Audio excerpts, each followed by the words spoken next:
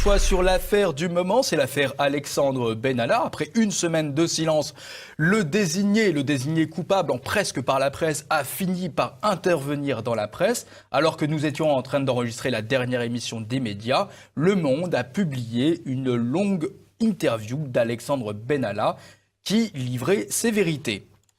Fait remarquable malgré tout, c'est que le lieu de cette interview était chez Marc Francelet. Alors, Jean-Yves, qui est Marc Francelet? Marc Francelet, c'est un journaliste un peu barbouze, qui a trempé dans beaucoup d'affaires, qui est toujours dans des milieux un peu mélangés, voilà. Et d'après ce tweet, en tout cas, eh bien, un procureur la qualifie d'une des pires crapules du ventre de Paris. Reste que cette interview relance évidemment l'affaire Benalla à nouveau, et Gérard Davet, qui est le journaliste qui a interviewé Alexandre Benalla, va qualifier Alexandre Benalla d'être structuré, très sage, bien construit intellectuellement. Je l'ai rencontré pendant 3h30 hier. C'est un jeune homme de 26 ans qui est bluffant de maturité et de tranquillité. Il déroule ses arguments, il le fait de manière argumentée. Quand par exemple il nous dit quelque chose, il sort son téléphone portable, il nous montre les SMS pour prouver que ce qu'il dit ça tient la route. C'est quelqu'un qui est extrêmement argumenté et vertébré. Dans la même émission, ton radicalement différent avec Virginie Leguet, qui est la rédac en chef de Paris Match. Moi, je ne vous cache pas que j'ai été un peu atterrée par cette interview. D'abord par le ton, par le vocabulaire, par l'espèce de légèreté qu'il utilise sans arrêt, par la façon qu'il a d'utiliser des gros mots, emmerder, les mecs. Rien de contre, rien n'est important, rien n'a de valeur. Le phénomène de cours, tout ce qu'il décrit finalement. Alors je sais qu'il a 26 ans, mais tout ce qu'il décrit a quelque chose de sale et de salissant. C'est intéressant d'abord que dans cette émission, il y ait deux points de vue différents. Bon, ça c'est bien. On reproche suffisamment aux médias de manquer de pluralisme pour là faire preuve d'un certain pluralisme entre Davet qui défend Benalla et Virginie Leguet qui est nettement plus critique, qui utilise, je crois, un mot important, le mot cour. Car on est effectivement dans un phénomène de cour. Il y a la cour de Macron et Benalla est un élément de la cour de Macron. Voilà. Jeudi, c'était la publication de l'interview dans Le Monde. Vendredi, TF1 diffuse une autre interview le soir dans le JT de 20h. Sauf que ça fait beaucoup de bruit. Évidemment, TF1, énormément d'audience, notamment un extrait a énormément tourné sur les réseaux sociaux. Moi, j'ai porté à aucun moment des coups. Et si on est très honnête et on regarde cette vidéo au ralenti, il y a des gestes qui sont vigoureux, qui sont rapides, mais il n'y a pas de coups portés. Les coups qui sont donnés sur la nuque? Il n'y a pas de coups sur la nuque. J'essaye de le maîtriser. Et vous avez en face de vous quelqu'un qui n'a pas réussi à être maîtrisé pendant 30 secondes par des CRS qui sont équipés et qui sont formés à ce type de situation, ce qui n'est pas mon cas.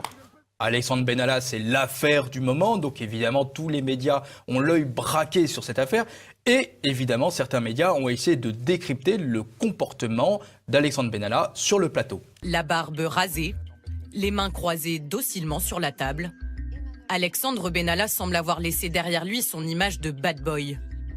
Le vocabulaire est précis, le discours tiré au cordeau.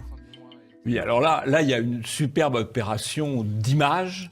En ce sens que la racaille Benalla est devenue un cas de sup tout à fait présentable, avec un costume bleu, une cravate bleue, des petites lunettes d'intellectuel, la barbe rasée, enfin tout ça formidable, quoi. Ça, c'est vraiment de l'image pure. Sauf qu'il y a malgré tout plusieurs détails qui titillent. Premier point déjà, Alexandre Benalla au JT de TF1, les coulisses de l'interview dans cet article du Figaro, eh bien on apprend que l'émission avait été enregistrée avant. Et pourquoi ? Parce que Alexandre Benalla n'avait qu'un seul créneau disponible, il n'était disponible que dans la matinée, et donc TF1 a décidé d'enregistrer à ce moment-là. Évidemment, en préenregistrant cette interview, eh bien, ça a donné à TF1 la possibilité de couper au montage plusieurs questions. Valeurs Actuelles le relève, interview de Benalla, TF1 a couplé plusieurs questions au montage. Alors, précisons quand même, soyons honnêtes, TF1 a non seulement diffusé au moment du JT de 20h une interview coupée, mais sur Internet aussi l'intégralité de l'interview.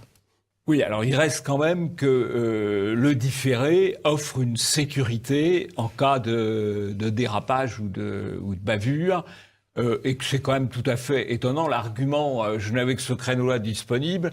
Je rappelle qu'officiellement, il est licencié, donc il est sans emploi, donc il doit quand même avoir un peu de temps, en dehors des convocations chez les policiers et chez les juges d'instruction, il doit quand même avoir du temps libre. Donc c'est pas l'explication n'est pas très vraisemblable. On a voulu faire du décongelé, parce que le décongelé, c'est plus sûr que le vif.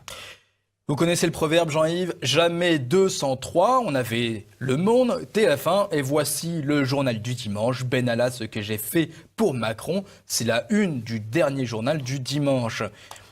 Alors, évidemment, beaucoup de bruit, encore une fois, à travers cette une, et Closer qui reprend une information de cette interview. Alexandre Benalla évoque son enfance difficile. Mon père a essayé de m'enlever 3 fois.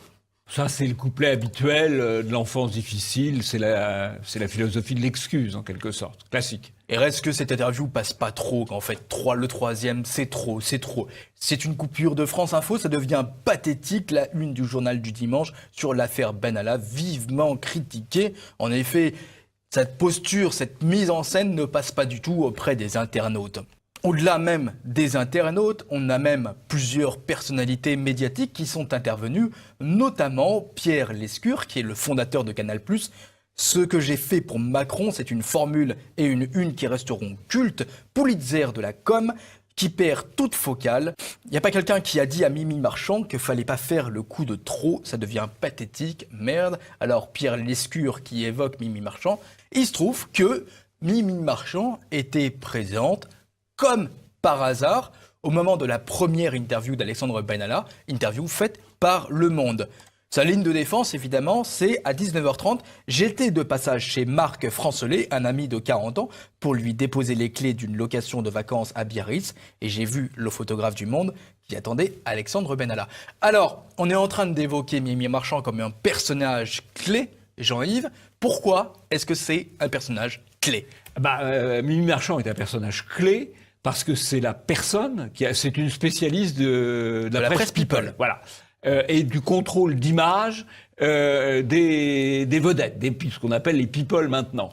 Et Mimi Marchand a été chargée, 1 an avant l'élection présidentielle, de la campagne d'image du couple Macron. C'est elle qui a fait faire les photographies successives en une de Paris Match du couple Macron. En utilisant son agence Best Image. En utilisant son agence Best Image pour mettre en avant ses photos. Et surtout, c'est elle qui a monté un petit peu le contre-feu, puisqu'il y avait une rumeur à l'époque qui avait circulé sur des relations possibles entre Mathieu Gallet, le patron de Radio France, et Emmanuel Macron.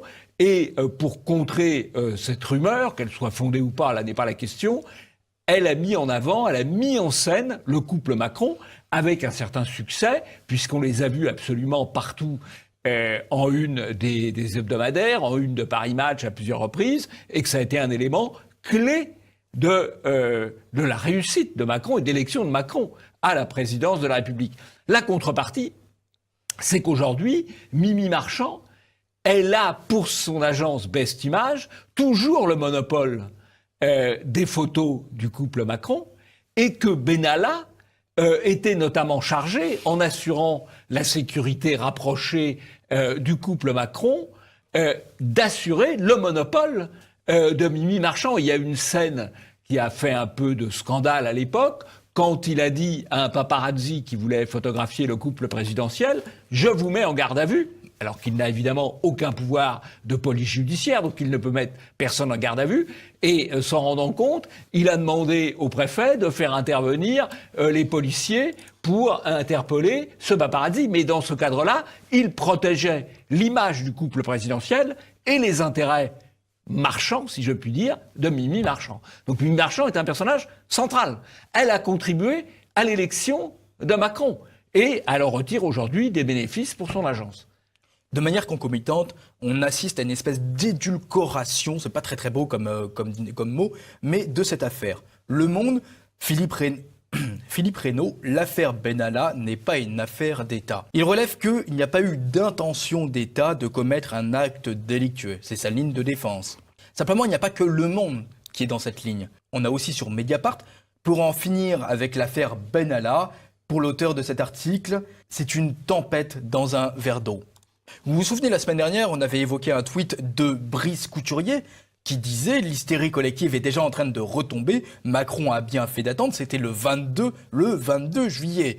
Il justifiait d'ailleurs sa ligne en évoquant le fait qu'il sentait ces trucs-là parce qu'il a bossé autrefois dans les tendances. Eh bien, cette semaine, ce n'est pas simplement un tweet, c'est même un article. Brice Couturier, l'affaire Benalla, un fait divers estival, monté en mayonnaise. Dans cet article, Brice Couturier va au secours d'Emmanuel Macron. Les électeurs comprennent bien qu'il s'agit en réalité de contester leur choix de l'année dernière, de bloquer les réformes en niant la légitimité d'un président de la République élu avec les 2/3 des voix et qui dispose d'une majorité absolue à l'Assemblée nationale. Oui, alors c'est un propos. Alors on peut effectivement dire l'affaire Benalla, mais pourquoi on en parle autant, etc. Parce que c'est une petite affaire. À mon avis, c'est un peu plus compliqué que cela, parce que c'est quoi Benalla ? C'est un type qui a un comportement de racaille, qui est au plus proche du président de la République, au plus proche du couple présidentiel, et qui est en train d'essayer de monter un système de police parallèle. Franchement. C'est tout de même inquiétant, donc c'est pas absolument scandaleux qu'on en parle autant, même si ça paraît un peu simple à expliquer. Enfin, qu'un type qui est chef adjoint du cabinet du président de la République s'amuse à faire du maintien de l'ordre de terrain en usurpant la fonction de policier, c'est quand même assez hallucinant. Et c'est comme ça, en tout cas, c'est comme ça que tout l'appareil d'État, notamment l'appareil de la police nationale et l'appareil de la gendarmerie nationale, reçoit les choses et perçoit les choses. Dans l'Express, cet article, affaire Benalla, les médias en font-ils trop ? La réponse n'est pas du tout évidente dans l'article. C'est une question qui est posée. Reste que c'est pour moi une question rhétorique puisque la question introduit le doute.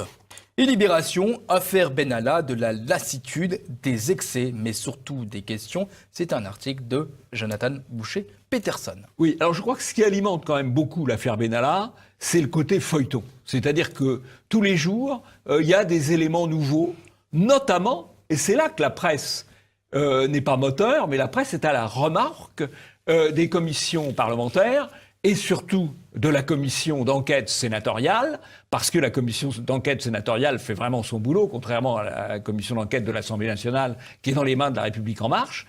Il convoque des hauts fonctionnaires, il convoque des acteurs, et à chaque fois, la pelote se déroule, et on voit un certain nombre de mensonges apparaître, et un certain nombre de dérives apparaître aussi. Donc le feuilleton, il est alimenté, en l'occurrence, il est alimenté par les parlementaires, qui font leur boulot.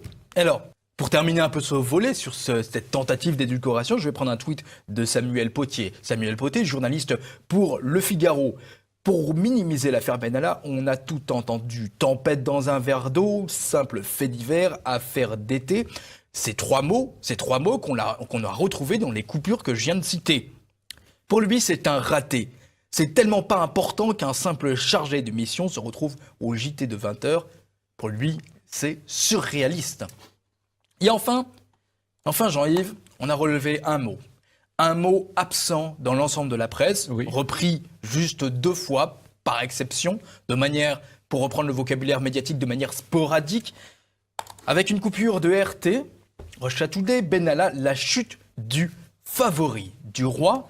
Et Michel Onfray qui remploie aussi ce mot, c'est le favori du roi. Le roi, on le cite très souvent, on fait souvent cette comparaison pour Emmanuel Macron, mais pas une seule fois, si ce n'est ces 2 exceptions, on a utilisé ce mot, le favori. Alors, je crois que le mot favori convient tout à fait, parce que c'est quelqu'un qui est dans la proximité immédiate du président, du couple présidentiel, qui bénéficie de leur soutien absolu, qui bénéficient de leur écoute, et cela indépendamment de ses fonctions. Il n'a pas des fonctions importantes, il n'a pas un CV important, et il a des fonctions finalement très importantes. Donc je crois que le terme favori est tout à fait approprié. Alors, il faut préciser d'ailleurs... Ça fait une petite confusion avec Madame de Pompadour. Non, alors, d'abord, Madame de Pompadour était une favorite.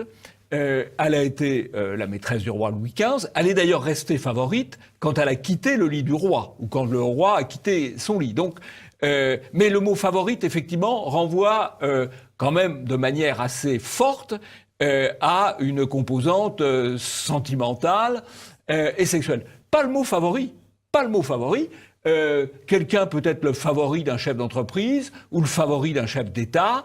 Il a un rôle de favori sans forcément avoir des relations sentimentales ou sexuelles avec la personne en question. Je crois que le mot favori, il correspond tout à fait à la réalité.